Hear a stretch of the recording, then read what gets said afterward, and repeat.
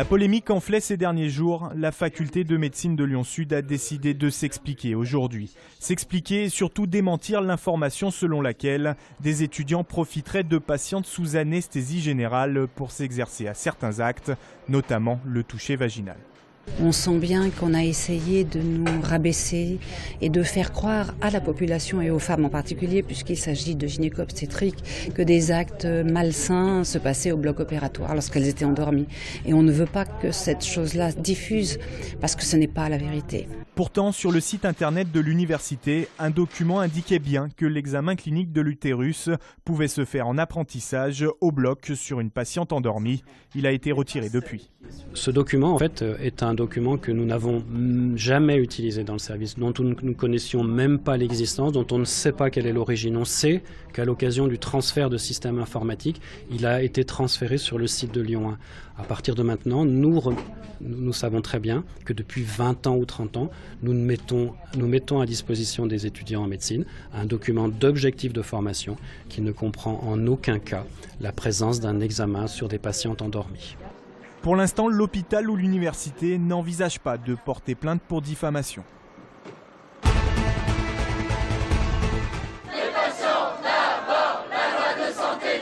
La loi de santé dehors. Les internes étaient dans la rue aujourd'hui pour manifester une fois de plus contre le projet de Marisol Touraine qui prévoit de réformer le système de santé. Pour faire assez simple, les collectivités territoriales, donc qui correspondent aux communes, aux départements ou aux régions, vont faire partie de nos commissions où on choisit d'ouvrir tel ou tel poste à tel endroit dans toute la région lyonnaise. Et le risque, et c'est bien sûr pour ça qu'ils seront présents lors de ces commissions, c'est que des postes d'internes soient ouverts dans des endroits de désert médical et donc avec absence de médecins pour la formation de ces internes. Et l'autre chose, c'est que ces internes vont être remplaçants en fait, sans compétences. Il demande une réécriture du projet de loi qui doit être présenté en avril au Parlement. Cet après-midi, entre 100 et 150 internes se sont allongés symboliquement devant l'Agence régionale de santé. Le gouvernement en quête de solutions pour le logement. Sylvia Pinel s'est rendue cet après-midi à la Charade dans le 3e arrondissement, un centre d'hébergement pour des familles en difficulté sociale. Un type de structure que la ministre du Logement souhaiterait voir se multiplier pour répondre aux situations d'urgence.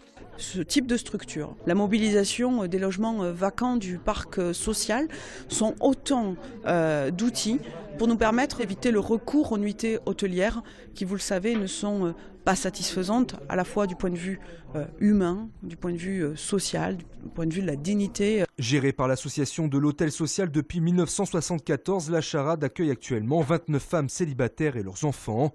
Des familles qui ont toutes vécu dans des conditions précaires. Ici, elles sont hébergées et accompagnées pour leur permettre d'accéder rapidement à l'autonomie.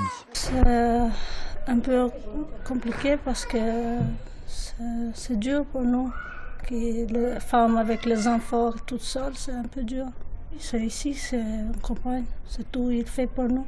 Parce que le temps d'hébergement moyen, on va dire, est d'environ 18 mois. Pendant ce temps-là, on va les accompagner dans toutes les difficultés qu'elles peuvent rencontrer. Donc pour certaines, c'est des dettes, une gestion de budget difficile. Pour d'autres, c'est des difficultés éducatives vis-à-vis de leurs enfants.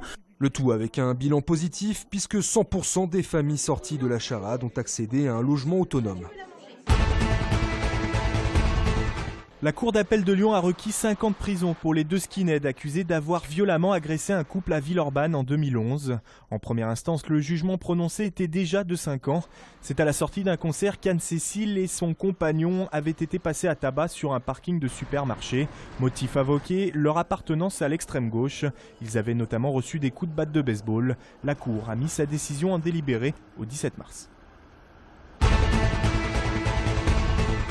Coup d'envoi tôt ce matin de la finale du concours des meilleurs ouvriers de France. Pour sa 25e édition et pour la première fois, c'est à Lyon que l'épreuve de cuisine s'est installée. Un choix plébiscité par de nombreux chefs renommés lyonnais, empreint de symbolique. Lucas, vu que nous sommes 4, nous a posé la question et la réponse était instantanée. Oui, nous ferons cette finale à Lyon en hommage et en l'honneur de M. Paul. Point à la ligne. Ça s'arrête là.